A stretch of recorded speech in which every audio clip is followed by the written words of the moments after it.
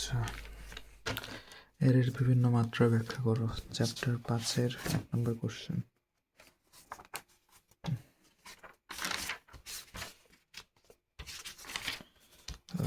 এই যে একটাই দাগানো, এর বিভিন্ন মাত্রা ব্যাখ্যা করো।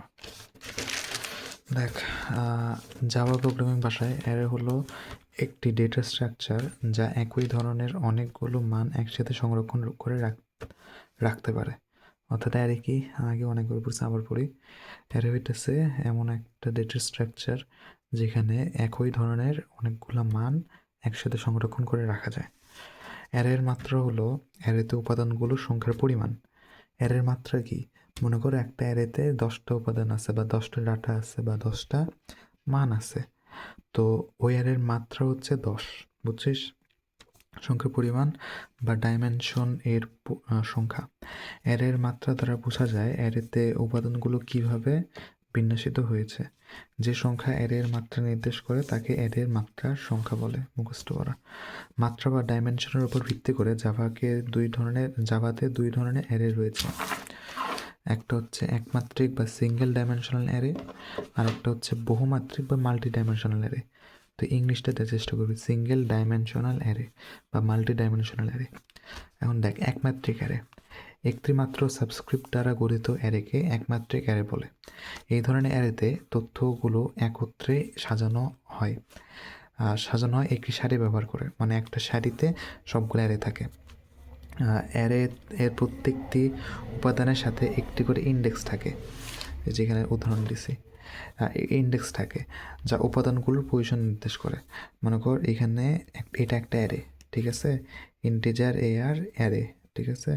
এগুলো অ্যারের মধ্যে এই যে কয়টা 5টা সংখ্যা আছে, 1 2 3 4 5, 5টা সংখ্যা আছে বা 5টা উপাদান আছে বা 5টা মান আছে, ঠিক আছে। তো এই মানের সাথে ইন্ডেক্স আছে। ইন্ডেক্সগুলো কি? ইন্ডেক্স হচ্ছে কোনটা কয় নম্বর মান সেটা নির্দেশ করে। 7-এর ইন্ডেক্স 0। ও হ্যাঁ, এটা আরেকটা জিনিস, পজিশন নির্দেশ করে। ইন্ডেক্সের মান 0 থেকে শুরু হয়। ইন্ডেক্স সবসময় 0 থেকে শুরু হয়। যদি মনে কর এখানে 1 থেকে 50 থাকতো, তাহলে 0 থেকে 49টা ইন্ডেক্স হইতো। দেখ, 7-এর ইন্ডেক্স হচ্ছে 0, 3-এর ইন্ডেক্স 1, 4-এর ইন্ডেক্স 2, 2-এর ইন্ডেক্স 3, 6-এর ইন্ডেক্স 4, বুঝছিস?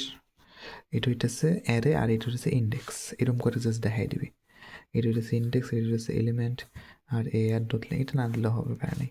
এ R dot len equal to 5। আচ্ছা, এখন হইতেছে মাল্টি ডাইমেনশনাল অ্যারে। 2 বা ততোধিক সাবস্ক্রিপ্ট দ্বারা গঠিত অ্যারেকে মাল্টি ডাইমেনশনাল অ্যারে বলে। মাল্টি ডাইমেনশনাল অ্যারে মূলত 2 প্রকার, যথা দ্বিমাত্রিক অ্যারে, ত্রিমাত্রিক অ্যারে। একটু বোঝার ব্যাপার আছে।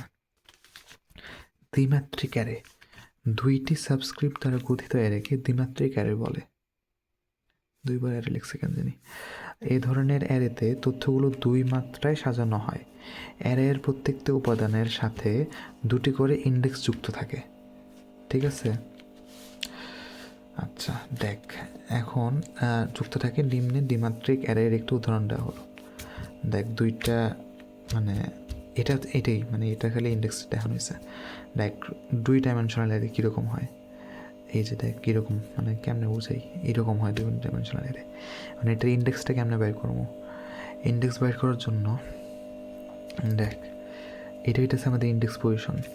আগে আমরা এখানে ঠেকেছি না, এখানে তো দেখানো গেছে, কিন্তু এখানে তো আর দেখানো সম্ভব না। তাই জন্য আলাদা করে একটা ছক আগে দেখাইছি।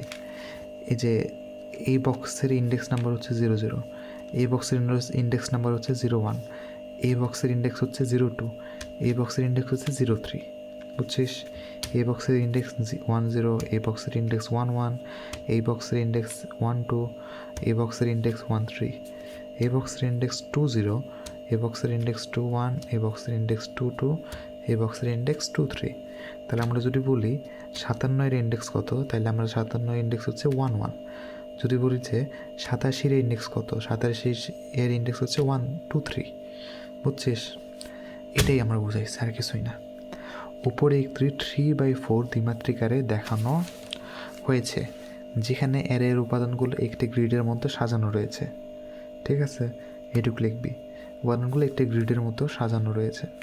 প্রথম উপাদান 11, দ্বিতীয় উপাদান 23, এরকম কইরা মানে প্রথম উপাদান 11, দ্বিতীয় উপাদান 23, তৃতীয় উপাদান 34, চতুর্থ 71, পঞ্চম 44, ষষ্ঠ 57, সপ্তম 64, অষ্টম 72, নবম 75, এরকম দশম হচ্ছে 88, একাদশ হচ্ছে 93, 87 হচ্ছে দ্বাদশ।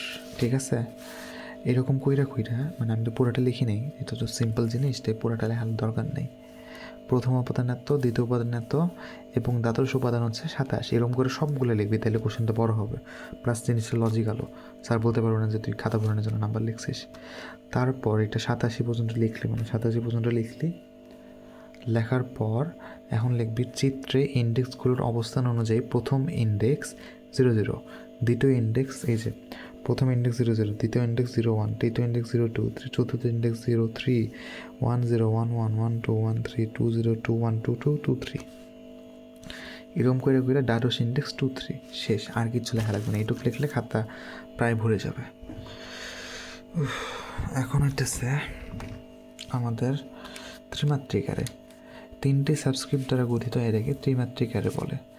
এটি কিউবিক গ্রিডে তথ্য সংরক্ষণ করার ধারণামূলক ধরনকেই ত্রিমাত্রিক অ্যারে বলে।